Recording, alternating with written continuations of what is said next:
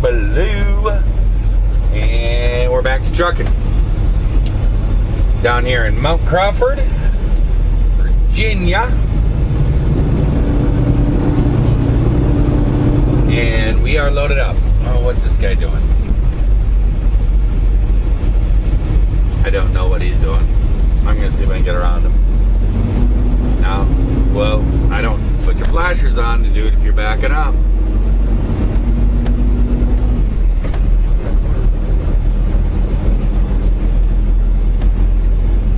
He's looking at me like, whoa, you're in my way.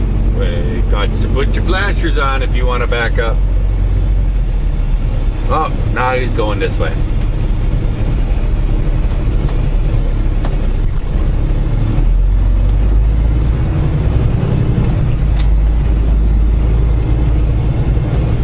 I bet you anything he saw that stop sign, he saw the no truck sign thing there. I've had subscribers say the same thing. You're not supposed to be going down that way. That's no trucks. If there's no trucks, how did all these semi-trailers get here? The no truck thing is for the parking lot over here. But we are loaded up. We got ourselves 39,228 pounds of dairy product off to Oconomowoc, Wisconsin. So I got a question for you guys. What's a dumb trucker look like? Well, me. I was a dumb trucker last night. I was in the shop and I decided to come on down here. I got all done and everything and got everything done, you know, to get out of there. And I decided, okay, I'm going to run down there tonight. There's a back roads 15 and the 340 that gets me down here. And I thought, okay, I'm going to run that. Run out down here, get down here so I don't have to deal with traffic. And I drove on down, and I was pretty tired. And I got down there, and you basically get down to, what is it, 64? I can't even think about it right now. It's 66, 64, whatever it is. And you jump on there, you jump on the highway, and it's got this big long curve on-ramp. And then you just run that. It's, I think, like 5 miles, and then you're on 81. And I was pretty tired. And the on-ramp, the side of it, it has a shoulder that is probably, it's probably deep enough for 2 trucks to park side by side on it. And so, you know, I came down here and I'm like, okay, I made it all past that. I can go to sleep and then get up, run in there, be on time, get a little sleep. I was just tired. So I decided to pull onto the side of that on-ramp and go to sleep. And there's been trucks there many, many times. I see trucks there all the time, sleeping there. So I pulled over on there. Well, the on-ramp had a little bit of an angle to it, you know, towards a ditch. And I went on to sleep, and my EPU's got a little issue, trying to figure it out. It's a low pressure sensor, I think, or something now. Been messing with it, but my EPU doesn't, it only runs for maybe a couple hours, and then it stops cooling, but it keeps running and stuff, and I think I got it pinpointed. And so I just left my truck running. I figured I need to get some good sleep, so I just left my truck run with the air on and stuff. Gonna go to sleep. I crawled in the back, and I heard when I was late, I was just laying in a bed, just getting situated. I heard ding. You know, an alarm went off on my dash, and I'm like, what's that? And I looked up there, and it said low fuel.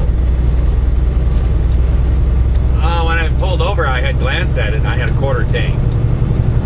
Well, the shoulder was a little bit angled towards the passenger side of the truck.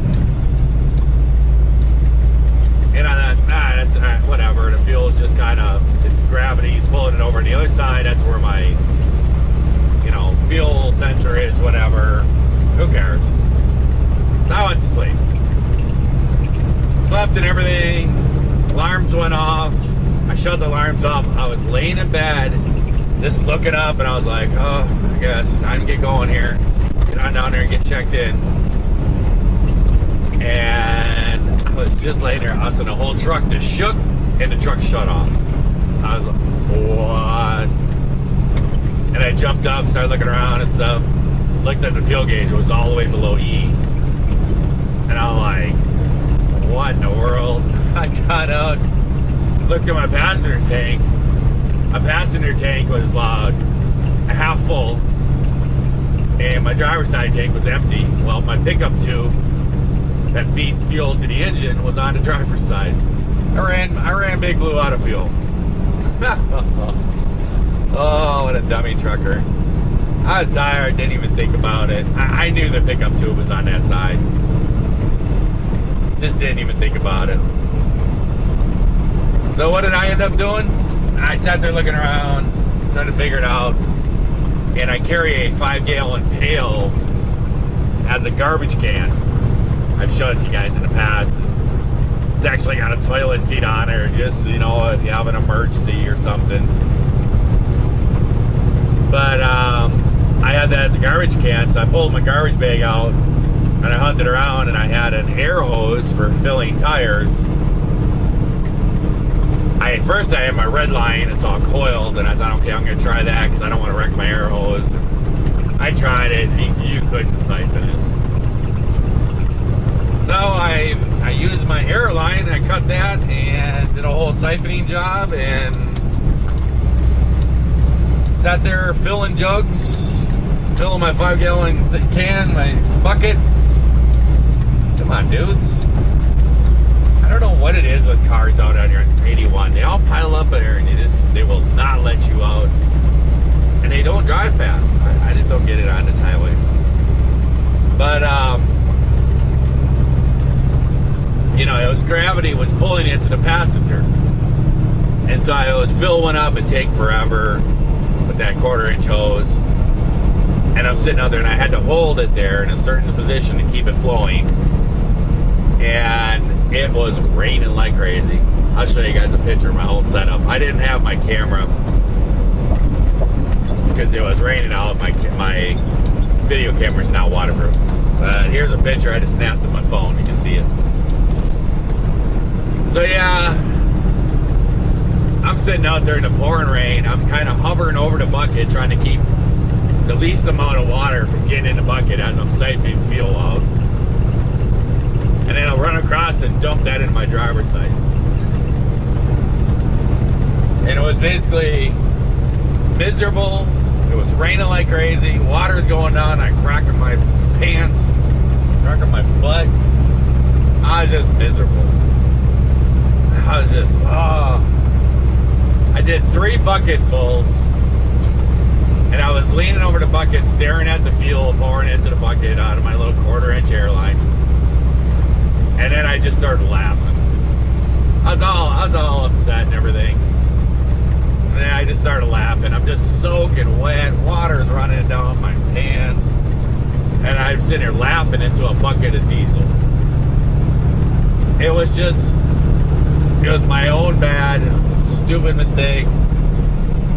And it was like, this is so funny. It just was so funny. I just sat there laughing and laughing.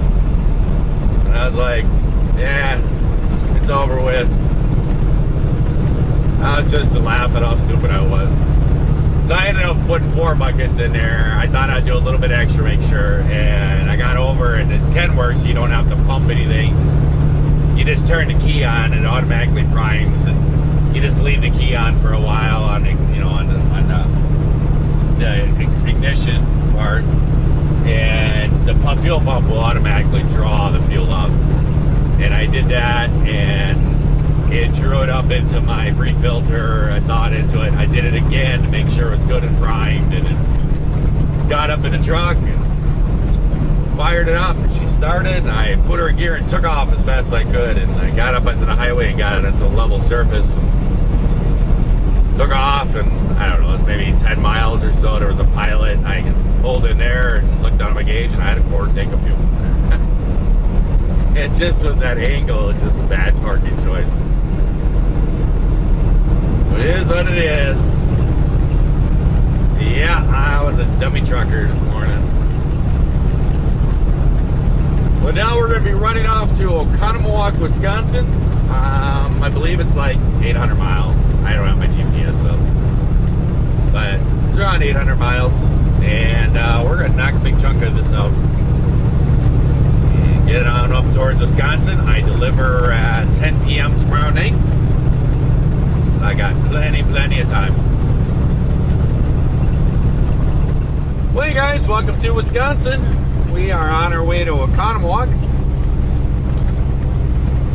And coming by Kenosha. It's all in the national news, I guess, and everything else. I really don't know anything about it. John keeps trying to talk to me about it and stuff, and I'm like, John, I don't watch the news. I'm way too busy to worry about this little stuff. But he was telling me the last time he came up through here, there was like snow plows and stuff blocking all the exits. You couldn't get off and stuff. But I guess it's cleared up a little bit or something. Who knows? But we got ourselves a beautiful day. It's 77 degrees here. And we're heading towards Oconomowoc. I deliver it tonight at 10 p.m. I got tons of time. I'm actually going to go home. I got to take a look at my F350. The last time I drove it, I heard some noises in it that made me kind of wonder what's going on. I don't know if it's something in the steering or a drive shaft or something, so I got to take a look at it. Because after I get empty, I gotta do some running and stuff, so I don't have time tomorrow to mess with fixing something. So I'm gonna head home today and take a peek at it. And if they need something, then I'll run to town and get the part.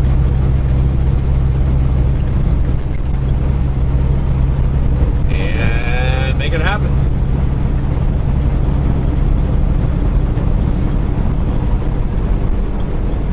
I will catch you guys later.